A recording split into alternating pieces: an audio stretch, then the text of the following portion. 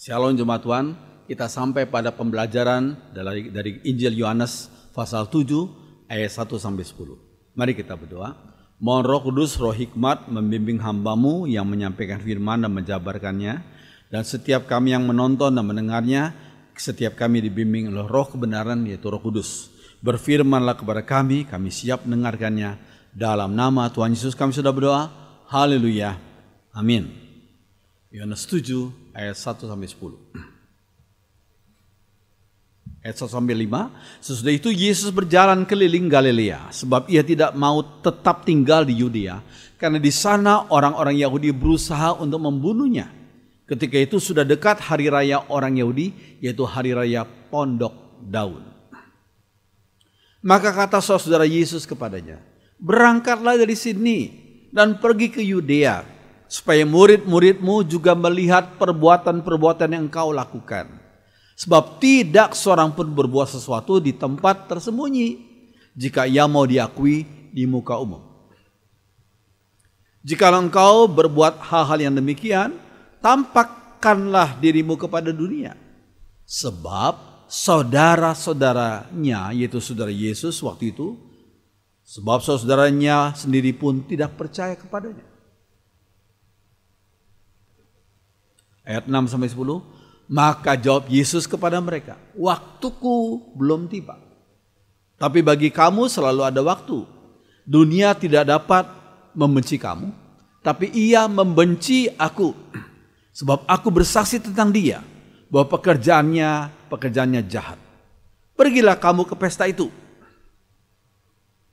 Aku belum pergi ke situ, karena waktuku belum genap." Demikianlah katanya kepada mereka, dan ia pun tinggal di Galilea. Tetapi sesudah saudara Yesus berangkat ke pesta itu, ia pun pergi juga ke situ. Tidak terang-terangan, tapi diam-diam. So sekalian, kalau kita baca Yohanes 7 ayat 1, dikatakan sesudah itu Yesus berjalan keliling Galilea, sebab ia tidak mau tetap tinggal di Yudea, karena di sana orang-orang Yahudi berusaha untuk membunuhnya. Ya, kalau kita mempelajari pelayanan Yesus, Yesus melakukan pelayanan dengan penuh strategi. Strategi yang baik, strategi yang suci, strategi yang sesuai dengan pimpinan Bapa di surga. Ya. Yesus tahu kapan harus memunculkan diri di depan umum dan kapan harus pergi dulu, harus sembunyi dulu dan pemahaman tidak terlibat dulu dengan mereka yang berusaha untuk membunuhnya. Kenapa demikian? Apakah Yesus takut? Sekalian, Yesus tidak membiarkan dirinya diserahkan ke tangan-tangan orang berdosa sebelum ia menyiapkan para rasulnya untuk melanjutkan misinya di dunia pada kemudian hari. Kalau Yesus terlalu cepat diserahkan ke tangan orang berdosa, disalibkan, pada para rasul yang belum siap ditinggalkan oleh Yesus, wah, misi Yesus dalam dunia ini menjadi terhalang. Yesus penuh dengan bijaksana. Yesus tahu kapan harus bertindak, kapan harus mundur dulu, sambil dia menyiapkan hati murid-muridnya, menyiapkan mereka untuk menyampaikan firman Tuhan selanjutnya setelah Yesus kembali ke surga. Yesus tahu kapan waktu yang tepat. Ya, jadi Yesus tidak membiarkan dirinya diserahkan ke tangan-tangan orang berdosa sebelum ia menyiapkan para rasulnya untuk melanjutkan misinya. Lalu sekalian, kalau kita terjun dalam pelayanan misi Tuhan, kita percaya bahwa Yesus adalah sang pengatur strategi yang tepat. Strategi yang tepat. Kapan harus maju, kapan harus tenang dulu, ya, bahkan kapan sementara harus mundur dulu, sesuai dengan waktu Tuhan yang tepat. Kita perlu pelajari strategi dari Yesus itu. Jadi Yesus itu tidak hantam kromo. Ya, kita lihat dalam atlas itu, Yudea di bawah itu, Galilea di atas. Jadi Yesus untuk sementara tinggal di Galilea dulu, nah, tetapi kemudian dengan berani dia datang ke Yudea, ke Yerusalem, ya. Dan akhirnya dia menghadapi segala rencana jahat orang-orang berdosa itu. Tapi Yesus tetap menguasai segala keadaan. Puji Tuhan. Ya. Oke. Yesus mengajar umatnya untuk bermisi dengan hikmat dan strategi. Ya, kita harus melakukan misi kita, misi Tuhan kepada kita dengan hikmat dan strategi seperti yang diajarkannya. Apa yang Yesus ajarkan? Lukas 14 ayat 31 dan 32. Atau raja manakah yang kalau mau pergi berperang melawan raja lain tidak duduk dahulu untuk mempertimbangkan apakah dengan 10.000 orang ia sanggup menghadapi lawan yang mendatanginya dengan 20.000 orang? Jikalau tidak, ia akan mengirim utusan selama musuh itu masih jauh untuk menanyakan syarat-syarat perdamaian. Ya, ini perlu kebijaksanaan. Jangan hantam kromo, jangan asal maju, ya, tapi perlu kebijaksanaan. Kebijaksanaan di sini tidak identik dengan ketakutan atau kegentaran, tapi bijaksana, ngatur waktu yang tepat, sudah siap baru menghadapi tantangan itu. Ya, puji Tuhan.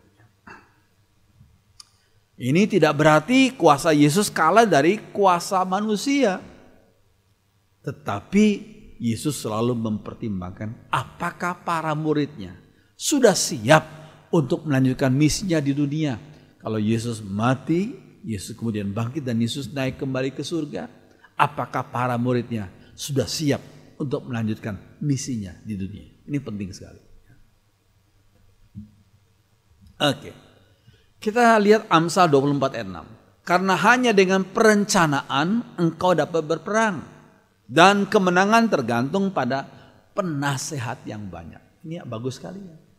Jadi kita dalam merencanakan segala sesuatu kita perlu minta nasihat dari berbagai macam orang yang memang berpengalaman di bidang itu. Apa nasihat mereka? Ini penting sekali ya. Jadi ayat ini bagus, Amsal 24 ayat 6. Sekarang pertanyaannya, siapa yang jadi penasehat manusia Yesus? Apakah para rasulnya? Tidak. Yang jadi penasehat manusia Yesus adalah Allah Bapa sendiri. Ya. Kita bandingkan dengan Markus 1 ayat 35 sampai 38. Pagi-pagi benar, waktu hari masih gelap, ia yaitu Yesus bangun dan pergi keluar. Ia pergi ke tempat yang sunyi dan berdoa di sana.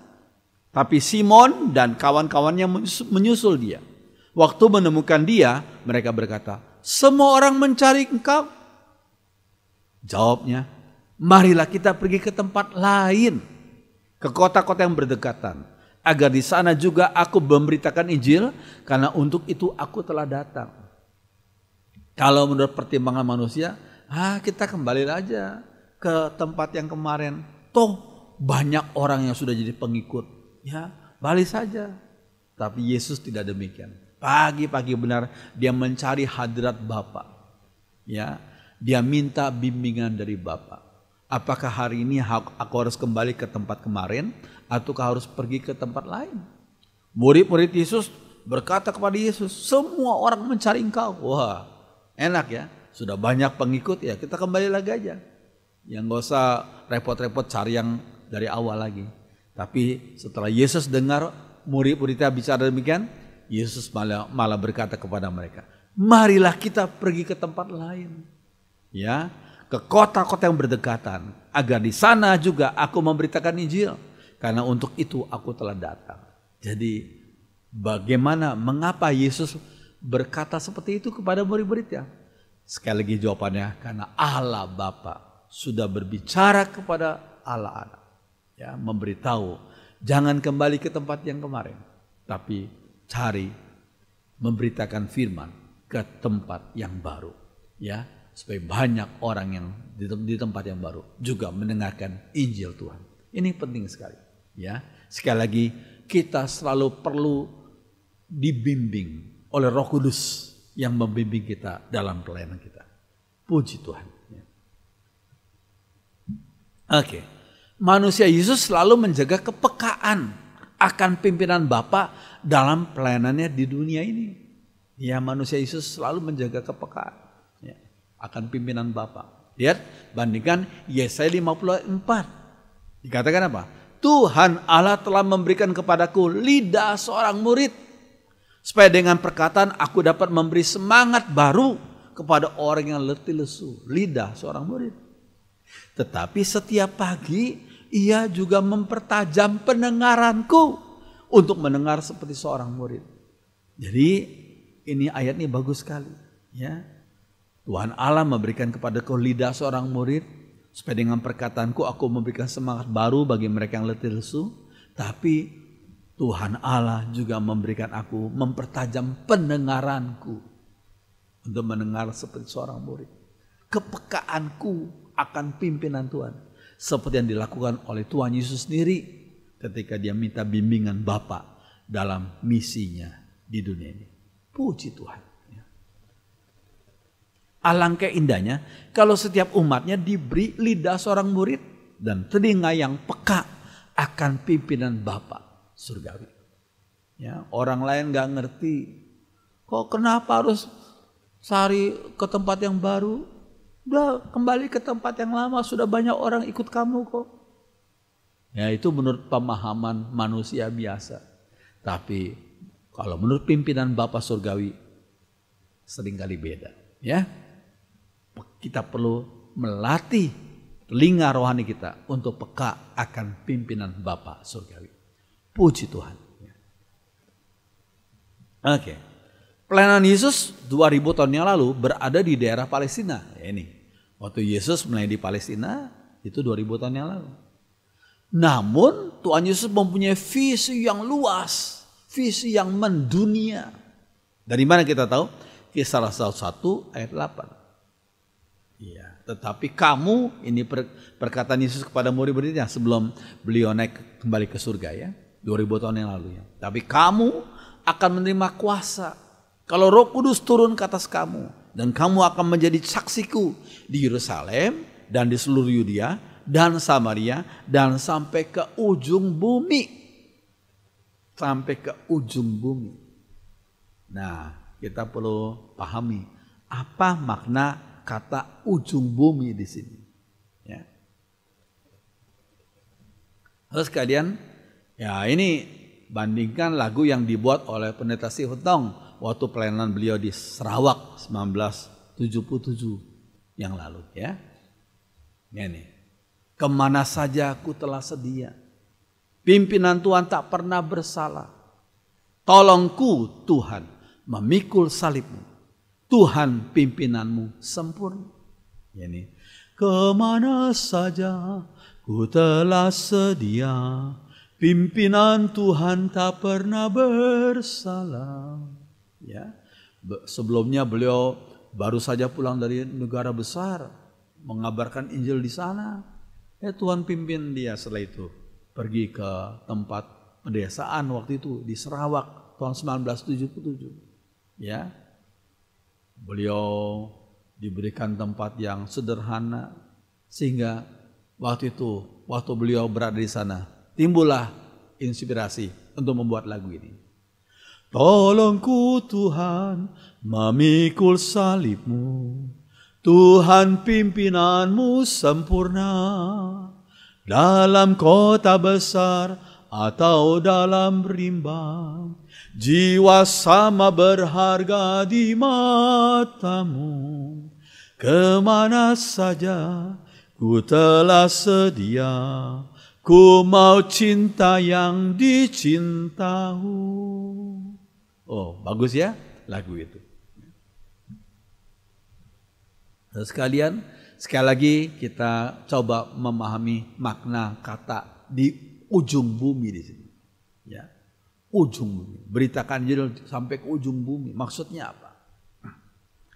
Nah, Tuhan Yesus memberi perintah yang disesuaikan dengan world view. Pandang orang waktu itu, pemahaman orang waktu itu 2000 tahun yang lalu, bagi orang-orang waktu itu dunia dianggap seperti piring yang ada ujung-ujungnya. Nah, ini penting. Oke, ya lihat ini gambar ini. Spain, Spanyol. Ya. Ya.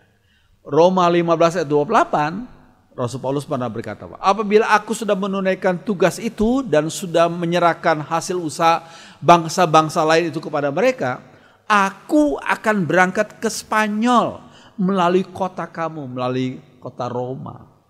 Lihat ya, di situ Roma, Italia, kemudian ke Spanyol. Nah, saudara sekalian, kenapa saya sertakan bagian ini? Ya, waktu itu 2000 tahun yang lalu Spanyol dianggap sebagai ujung dunia pada waktu itu. Ya, dalam konteks mereka punya worldview, pemahaman dunia ini seperti piring yang ada ujungnya, dan Spanyol dianggap sebagai ujung dunia waktu itu. Ya. Oke, nah. Dengan pemahaman sekarang ini, orang tidak lagi menganggap dunia sebagai piring, tapi bumi ini bulat. Maka karena bumi ini bulat, maka setiap tempat bisa menjadi ujung bumi. Karena bulat, ya, setiap tempat bisa menjadi ujung bumi. Jadi makna Kisah Rasul 1 ayat 8, tapi kamu akan menerima kuasa kalau Roh Kudus turun ke atas kamu, dan kamu akan menjadi saksiku di Yerusalem dan di seluruh Yudea dan Samaria dan sampai ke ujung bumi. Jadi sebenarnya dimanapun tempat kita berada bisa menjadi ujung bumi karena bumi ini bulat. Ya.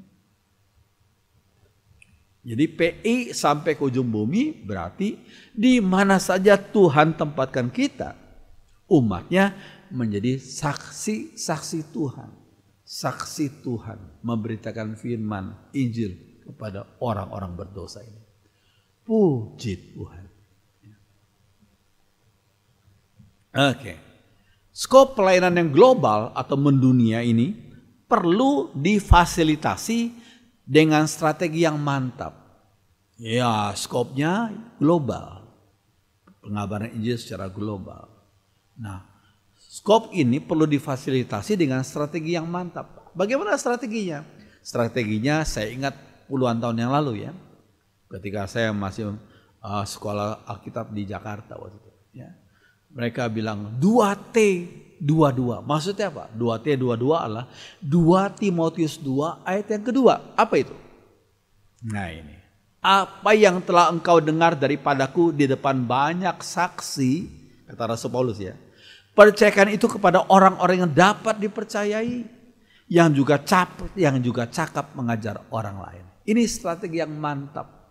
2T 22. 2 Timotius 2 ayat yang kedua. Bagus ya? Coba kita baca sekali lagi ya. Apa yang telah engkau dengar daripadaku di depan banyak saksi, percayakan itu kepada orang-orang yang dapat dipercayai, yang juga cakap mengajar orang lain. Ya, ini berarti kita ambil contoh, misalnya dari satu pribadi Yesus, dia mempunyai 12 rasul, lalu kemudian melebar lagi jadi 70 murid, ya, udah melebar lagi jadi ribuan orang, ya, terus berabad-abad dan sampai sekarang saya lihat, saya cari berapa sih populasi Kristen di seluruh dunia ini, ya. Ternyata populasi Kristen di seluruh dunia ini sekitar 2.382 juta orang. Berarti ini merupakan 31% dari populasi dunia yang 8 miliar orang ini. Puji Tuhan. Ini namanya 2T22 strateginya, ya. Multiplikasi, lipat ganda. Puji Tuhan. Terus sekalian, ya, apa strategi yang tepat? Yaitu multiplikasi, pelipat gandaan. 2T, 2 Timotius 2 ayat 2 itu. Ya, seperti gambar ini. Ya, itu lipat ganda dan seterusnya. Ya, ya, pelayanan Yesus selalu taat pada pimpinan Bapa. Begitu pula pelayanan misi Paulus, taat pada pimpinan Bapa. Ya, lihat Kisah Rasul 16 ayat 6 sampai 10. Ya. Mereka melintasi tanah Frigia dan tanah Galatia karena Roh Kudus mencegah mereka untuk memberitakan Injil di Asia. Dan setibanya di Misia, mereka coba masuk ke daerah Bitinia. Tapi Roh Yesus tidak izinkan mereka. Setelah melintasi Misia, mereka sampai di Troas. Pada malam harinya, tampaklah oleh Paulus suatu penglihatan. Ada seorang Makedonia berdiri di situ dan berseru kepadanya. Katanya, menyeberanglah kemari dan tolonglah kami. Ya, sekalian. Oke. Setelah Paulus melihat penglihatan itu, segeralah kami mencari kesempatan untuk berangkat ke Makedonia.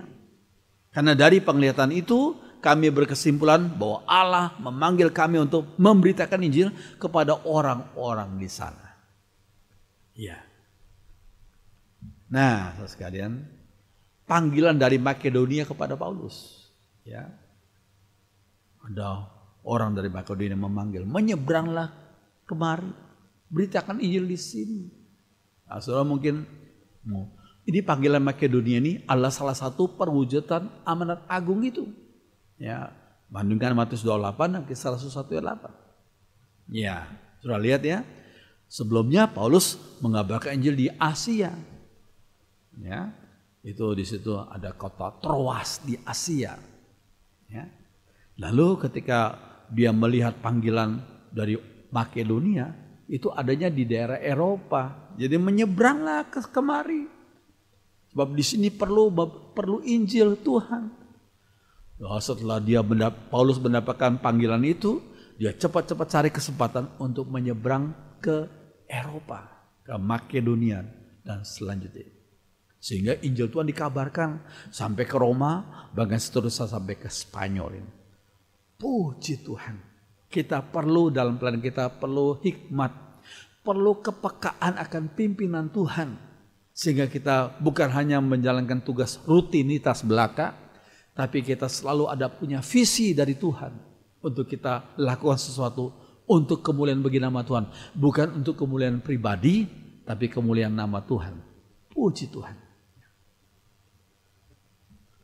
Ya, Kisah Rasul 1 ayat 8. Tapi kamu akan menerima kuasa kalau Roh Kudus turun ke atas kamu. Dan kamu akan menjadi saksiku di Yerusalem dan di seluruh Yudea dan Samaria, bahkan sampai ke ujung bumi.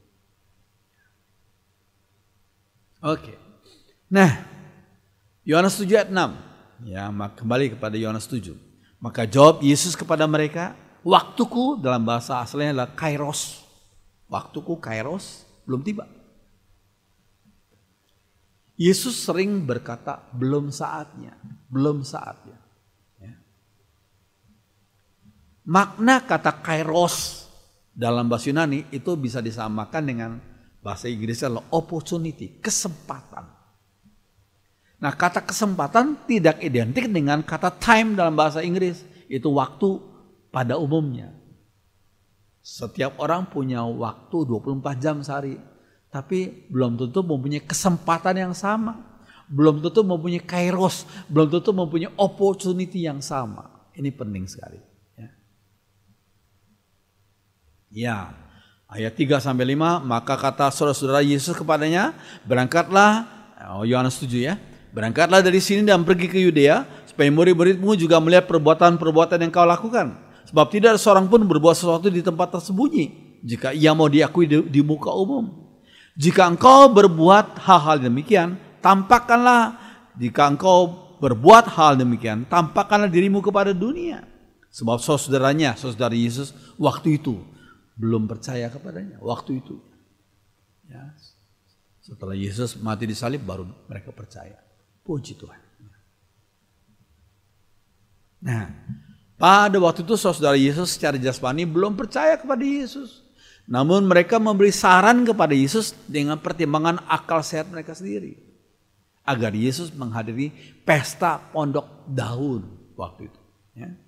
Yohanes 7.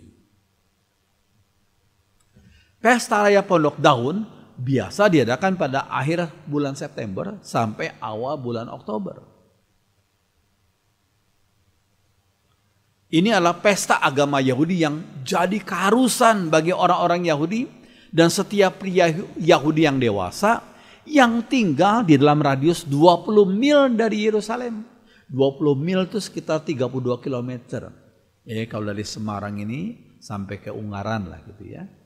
Ya, kalau orang-orang Yahudi yang dewasa yang tinggal dalam radius 32 kilometer harus datang untuk menghadiri perayaan Pondok Daun itu. Secara hukum harus wajib untuk hadir pada upacara agama itu. Ya. Namun lebih lagi, orang-orang saleh Yahudi yang tinggal lebih jauh dari itu, mereka pun juga dengan senang hati menghadiri upacara agama ini, Pondok Daun itu. Sehingga waktu hari raya Pondok Daun, banyak orang-orang Yahudi dari berbagai macam tempat dan negara kumpul di sekitar di daerah Yerusalem itu. Ya. Pesta raya agama itu berlangsung selama 8 hari. Jadi orang merayakan pesta Pondok Daun itu selama 8 hari. Ya. Iya. Saudara, Yesus mendorong Yesus untuk menghadiri upacara tersebut. Yesus menolak argumen mereka. Namun dia juga pergi pada waktu yang tepat. Enggak terlalu dini. Ya. Orang-orang belum banyak datang, tapi Yesus datang di tengah-tengah. Jadi waktu itu orang banyak yang hadir di Yerusalem. Baru Yesus menunjukkan dirinya. Ya. Waktu Tuhan nggak bisa diatur oleh manusia. Ya. Dikatakan Yohanes 7:6, maka jawab Yesus kepada mereka, waktuku, kairosku belum tiba. Tapi bagi kamu selalu ada waktu. Ada perbedaan antara kairos, opportunity, kesempatan, dengan kronos, waktu secara umum. Tadi saya sudah sebutkan ya, setiap hari orang mempunyai 24 jam, kronos, waktu secara umum. Tapi kairos, opportunity, mungkin hanya dimiliki oleh beberapa orang dalam hal tertentu. Dan opportunity itu mungkin cuma beberapa saat saja. Ya. Jadi kita harus peka. Yang mana sekedar waktu secara umum, kronos, yang manakah yang Tuhan berikan opportunity, kesempatan. Ya. Iya, kemarin siang sampai malam terjadi mati lampu. Wah, karena mati lampu, maka kami menggunakan waktu di luar. Harusnya kami ada tugas di dalam, tapi karena mati lampu akhirnya kami di luar ngobrol-ngobrol saja di luar gedung gereja karena gelap ya. Jadi saya sebut itu sebagai kronos, waktu yang secara umum saja ngobrol-ngobrol. Tetapi sekitar 1 jam kemudian petugas PLN datang. Mereka hanya butuh nggak sampai 30 menit ya. Mereka nggak sampai 30 menit membetulkan di bagian luar, dan puji Tuhan kabelnya disambungkan, akhirnya nyala kembali. Itu namanya kairos. Dalam waktu nggak sampai 30 menit listrik menyala kembali. Itu namanya kairos. So sekalian, ini hanya contoh saja. Oke. Nah, dalam Injil Yohanes beberapa kali disebutkan tentang saatku belum tiba, itu kata Yesus ya. Yohanes 2:4. Kata Yesus kepadanya, mau apakah engkau daripadaku, Ibu? Ini kepada Maria ya. Saatku belum tiba. Yohanes 7:30. Mereka berusaha menangkap dia, tapi tidak ada seorang pun yang menyentuh dia, sebab saatnya belum tiba. Yohanes 8:20, kata-kata itu dikatakan Yesus dekat perbendaharaan waktu ia mengajar dalam bait Allah, dan tidak seorang pun yang menangkap dia karena saatnya belum tiba. Yohanes 12:27, sekarang jiwaku terharu dan apakah akan kukatakan, Bapa selamatkan aku dari saat ini? Tidak, sebab untuk itulah aku datang ke dalam saat ini, yaitu saat Yesus berkorban, ya, disalibkan. Puji Tuhan, untuk menebus umat pilihannya. Puji Tuhan. Iya, oke. Ya, kembali ke Yohanes 7 ayat yang ke-7. Dunia tidak dapat membenci kamu, tapi ia membenci aku, sebab aku bersaksi tentang dia bahwa pekerjaan-pekerjaannya jahat. Dalam terjemahan Sehari-hari ayat ini dituliskan demikian. Dunia ini tidak mungkin membenci kalian, tapi aku memang dibenci oleh dunia. Sebab aku selalu mengatakan kepada dunia bahwa perbuatan yang jahat. Terus sekalian Yesus selalu mengatakan dan melakukan yang benar. Maka dia dibenci oleh dunia yang dikuasai oleh kegelapan, oleh kuasa iblis. Sehingga dia dibenci dan Yesus ditolak oleh dunia ini. Ya, sampai disalibkan. Mengapa dunia membenci Yesus? Sebab ia adalah sang kebenaran, aletheia. Yohanes 14 ayat 6 ya. Biasanya yang palsu dan tidak benar selalu benci akan kebenaran. Jadi kalau kita bergaul dengan orang-orang yang sering omong yang gak benar, kalau kita mengatakan yang benar, ya kita dibenci oleh mereka yang sering mengatakan kebohongan. Iya. Selain kebenaran, Yesus adalah sang terang dunia ini. Kejahatan gak senang akan terang, karena terang akan menyatakan kejahatan tersebut. Biasa kejahatan cari tempat yang remang-remang atau gelap sekalian. Janganlah bersikap asal orang lain senang, ini keliru ya. Asal orang lain senang, tidak sesuai dengan kehendak Tuhan. Tapi kita harus mempunyai sikap asal Tuhan, asal sang kebenaran berkenan, senang akan hidup kita. Ini penting sekali. Ya, jadi jangan kita mempunyai sikap, mempunyai tekad asal orang lain senang. Tapi ganti sikapmu dengan asal Tuhan, asal sang kebenaran berkenan kepada kita. Puji Tuhan. Lagu tulisan Pak Kaleb Tong, pendeta Kaleb Tong, bagus ya. Iya, memperkenankan Tuhan. Ya, iya. Ku tak mau hidup percuma, tiada hasilnya. Tolong ku ya Tuhan, gunakan tiap waktu. Menyenangkan hati Tuhan, inilah doaku.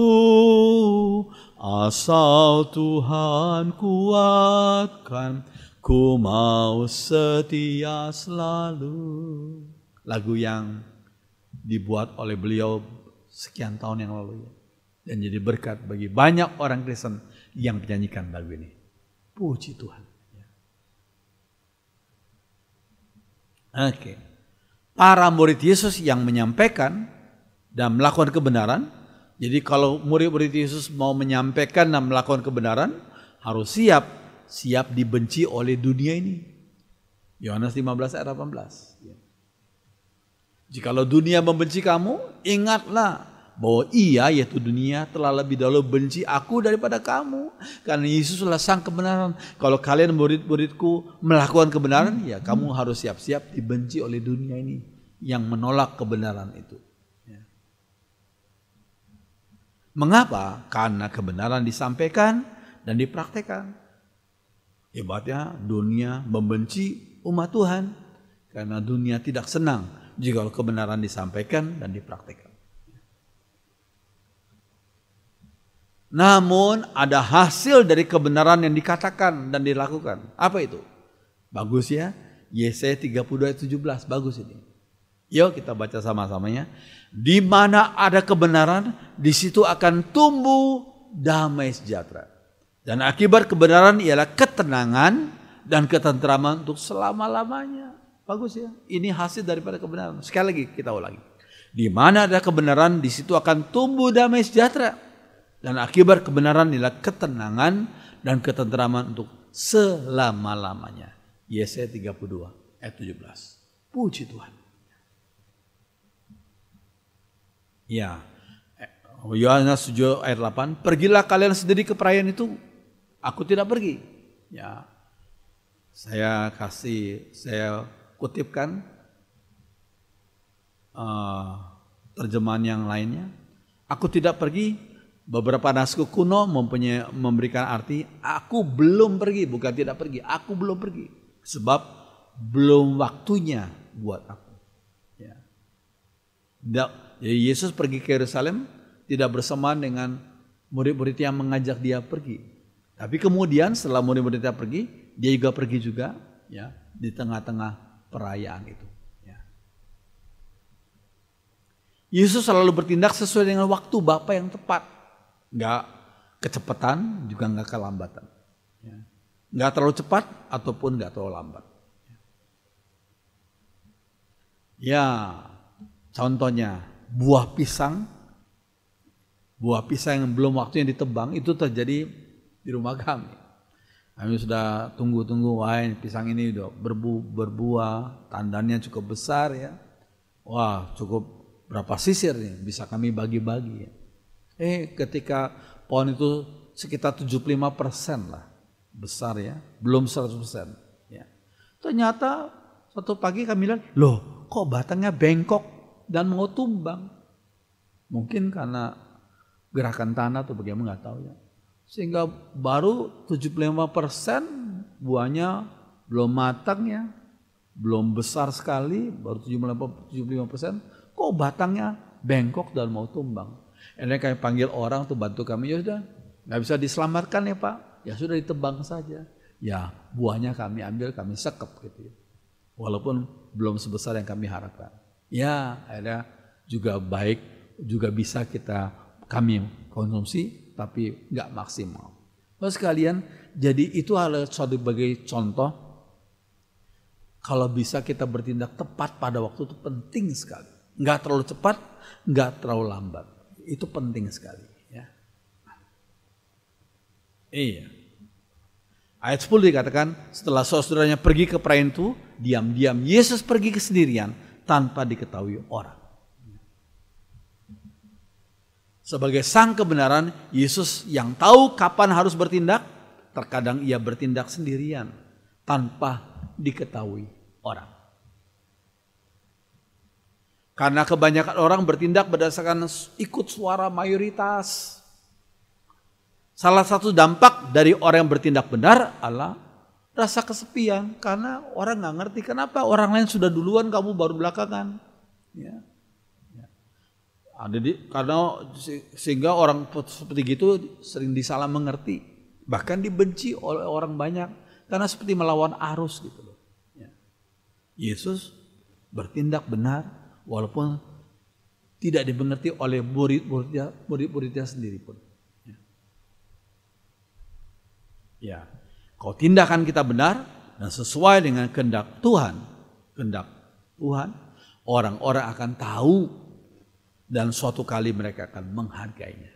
Ya, biarlah kita mentaati kehendak Tuhan, turut pada kehendak Tuhan dan melakukan apa yang jadi pimpinan Tuhan. Ini adalah firman Tuhan menjadi berkat bagi kita semua. Mari kita berdiri, kita nyanyikan lagu yang tadi saya nyanyikan. Ku tak mau hidup percuma, tiada hasilnya. Mari kita berdiri, kita nyanyikan lagu ini bersama-sama.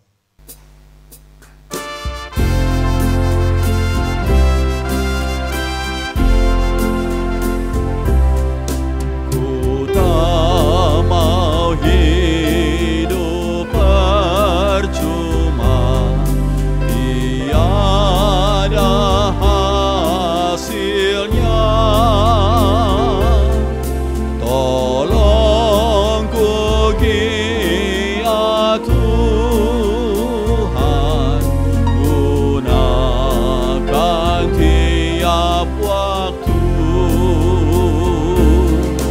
menyenangkan hati Tuhan. Inilah doaku, asal Tuhan kuatkan, ku mau setia selalu.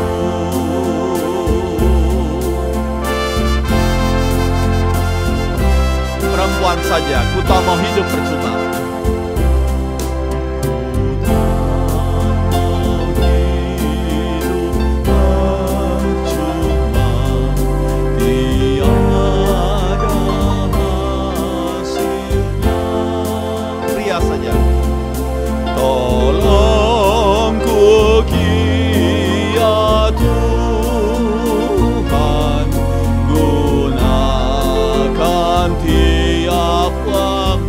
sama-sama angkat tangan.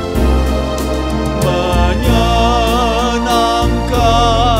hati Tuhan, inilah doaku.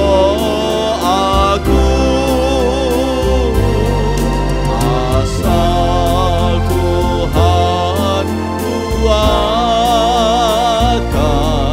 ku mau setia selalu. Menyenangkan hati Tuhan, menyenangkan hati Tuhan, inilah doaku. Asal Tuhan kuatkan,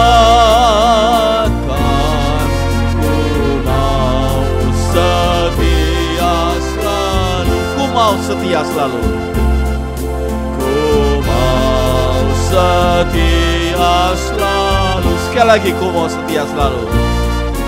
Ku mau setia selalu.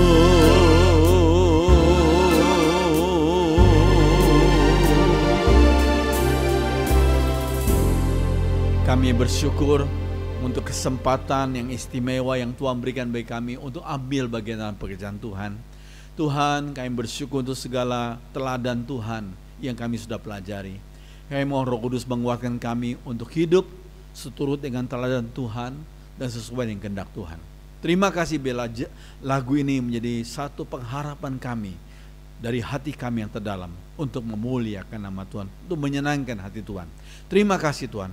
Dalam nama Tuhan Yesus kami sudah berdoa. Semua orang beliau mengatakan amin. Silakan duduk. Puji Tuhan.